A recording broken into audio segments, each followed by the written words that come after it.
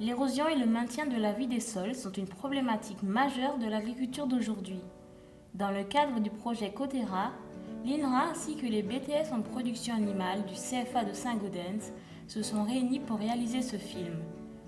Nous sommes donc partis à la rencontre des acteurs du territoire commingeois afin de partager leurs ressentis sur les pratiques agroécologiques. Malheureusement, nous n'avons pas pu interroger les opposants à ces pratiques car ils n'ont pas souhaité participer à ce projet. Aujourd'hui, on constate une évolution de la demande des consommateurs ainsi qu'une demande de l'évolution de la demande sociétale. Tout ceci a entraîné une évolution du regard par rapport aux pratiques agricoles à l'échelle de notre terre, de notre globe.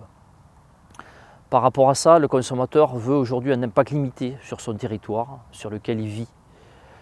Il veut que son territoire soit vivant et qu'il puisse consommer des produits de qualité qui soient garants d'une sécurité alimentaire.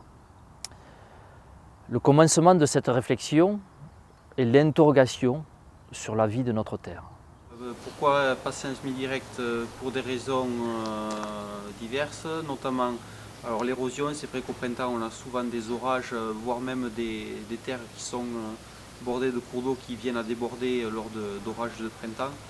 Donc de l'érosion hydrique due aux inondations de certains ruisseaux.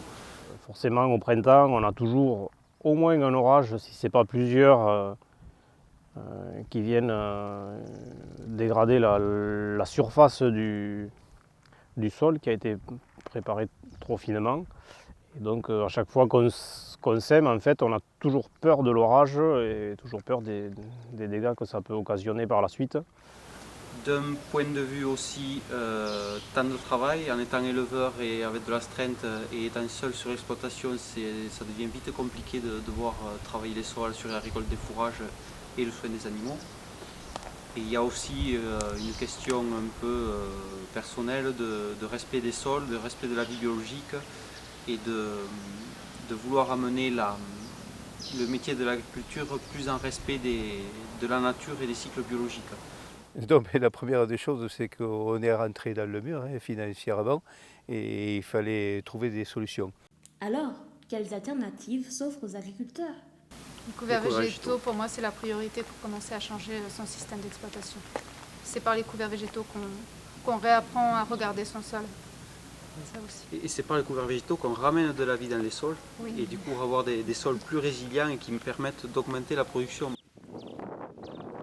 On va essayer peut-être un semence de la féverolle à l'automne, après avoir récolté le maïs, on passera un coup de déchômeur à disque et implanter la féverolle dedans pour essayer que ça occupe le sol pour l'hiver.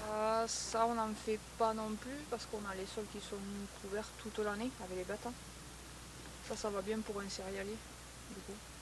Et nous c'est vrai qu'on ne s'est pas du tout posé la question pour ça parce que toute l'année les sols sont recouverts, et, que ce soit par les céréales ou les métailles pour les bêtes, il y a toujours un truc dessus. C'est pas si évident que ça, bon, j'ai pas une trop grande surface pour pouvoir me permettre du jour au lendemain de changer de technique, voilà, parce que si je loupe tout, la première année, je risque d'être embêté.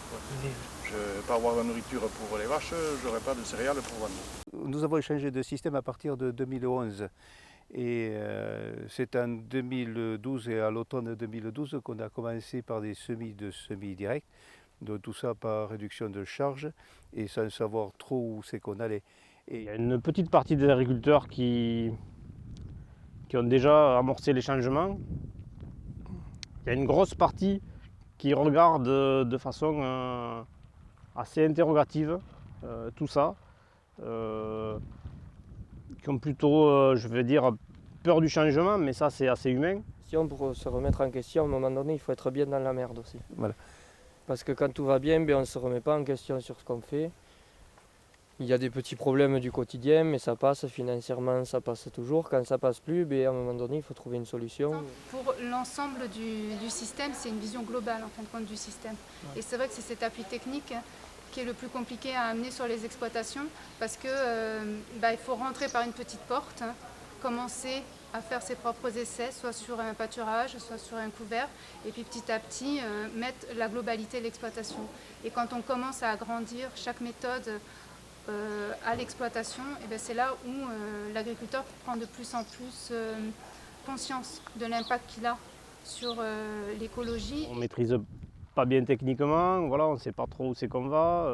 Est-ce qu'on est sûr de ne pas se tromper sur des choses à long terme, des fois comme de l'agroforesterie ou de la réimplantation de haies, voilà, et c'est des projets à moyen terme. Pour accompagner ce changement, les politiques publiques ont imaginé différents dispositifs. Alors, sur l'agroécologique, très clairement, c'est une préoccupation des Français. Donc je crois que l'État l'a compris, et l'État, au-delà de l'État, les pouvoirs publics. Donc il faut vraiment qu'on accompagne notre agriculture pour aller vers de l'agroécologie. Et vous savez que la loi, généralement, elle suit les mouvements de la population, les mouvements sociaux. Donc la loi, elle tend aussi vers l'agroécologie. Et il y a une loi importante sous le gouvernement précédent qui s'est prolongée avec la loi sur l'alimentation récemment. Voilà. Alors comment faire pour accompagner les agriculteurs dans l'agroécologie? Parce qu'en fait, fondamentalement, c'est un changement des pratiques. On ne fait plus de l'agriculture intensive, on fait des produits de qualité et surtout, on protège nos sols. Voilà, différentes manières. Alors, il y a à la fois l'aide technique et l'aide financière. L'aide financière, c'est le plus simple, c'est l'accompagnement. Vous avez d'une part l'État, ce n'est pas le plus important, la compétence agriculture, elle est à la région. C'est dans la compétence économique, et ensuite, la région peut déléguer au département. Et puis ensuite, c'est l'accompagnement. Donc l'accompagnement, c'est aider les gens à changer leurs pratiques, à produire autrement. Donc ça, c'est essentiellement... Alors là, le département continue à faire un travail important avec des conseillers agricoles qui accompagnent les agriculteurs, mais également la chambre d'agriculture, les chambres consulaires. Voilà, c'est les deux piliers essentiels qui accompagnent les agriculteurs vers de nouvelles pratiques. Tout à fait, par rapport à l'appui technique en Haute-Garonne. Oui, effectivement, par rapport à cet appui en Haute-Garonne, il y a eu quand même pas mal de projets qui ont été suivis aussi avec les projets défis. Il y a eu quelques choses qui ont été faites quand même au niveau appui technique, mais par groupe, et un petit peu aux grandes cultures, mais très peu quand on prend le bassin Sud-Comminges, c'est vrai qu'on avait peu d'appui à ce niveau-là. On a rejoint des personnes, des ingénieurs,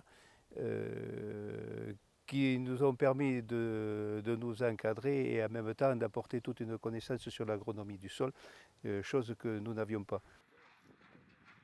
Ces efforts seront garants de l'avenir des territoires. Par la même occasion, en fait, ça m'a fait redécouvrir un petit peu, ou même découvrir carrément la vie du sol, parce qu'on savait vaguement qu'elle existait, mais en fait on ne s'y intéressait pas, quoi. On nous avait toujours présenté le sol comme une structure, comme un support physico-chimique en fait, sauf qu'il y a quand même la biologie qu'on oublie. Et donc quand on s'intéresse à tout ça, voilà, ça devient passionnant, on se prend vraiment au jeu, on passe un peu moins de temps assis sur le tracteur et un peu plus à quatre pattes dans le champ, on va voir ce qui se passe. Et c'est vrai que finalement le travail du sol est malgré tout assez destructeur de toute cette vie et cette faune, et notamment des vers de terre. Alors les vers de terre, c'est la partie la plus visible, on va dire, de cette faune du sol. Donc voilà, travailler avec la nature et pas contre la nature afin de dégager du temps pour que le système soit viable et vivable. Donc pour pallier au problème d'érosion des sols, l'utilisation des techniques de semi-direct, de techniques simplifiées et de couverts végétaux sont des alternatives à développer. Elles garantissent l'amélioration de la fertilité des sols, tout en limitant l'apport des intrants externes à l'échelle de l'exploitation. Le résultat concret à l'échelle des exploitations qui pratiquent déjà ce changement sont la rentabilité économique de ces systèmes, avec une maîtrise des charges et aussi une valorisation de leurs produits. Ceci correspond à une évolution de la demande sociétale qui est présente aujourd'hui, mais qui se renforcera demain. Ces changements permettent ou vont permettre d'améliorer le regard du consommateur vis-à-vis de l'agriculture. Et tous ces efforts qui sont menés conjointement par les différents acteurs permettront de garantir à nos générations futures un environnement un peu plus sain. Et par extrapolation, si les animaux sont en meilleure santé sur des sols vivants, malgré tout, on peut extrapoler ça aussi aux consommateurs, et in fine l'agriculture c'est pour nourrir les consommateurs, Et on peut avoir aussi demain prétendre avoir une population en meilleure santé si les sols sont en bonne santé. Donc c'est déjà avoir des sols vivants qui stockent du carbone qui est annexé dans l'atmosphère et avoir une population vivante de ces produits-là de meilleure qualité pour avoir une population saine qui dépense moins de médicaments.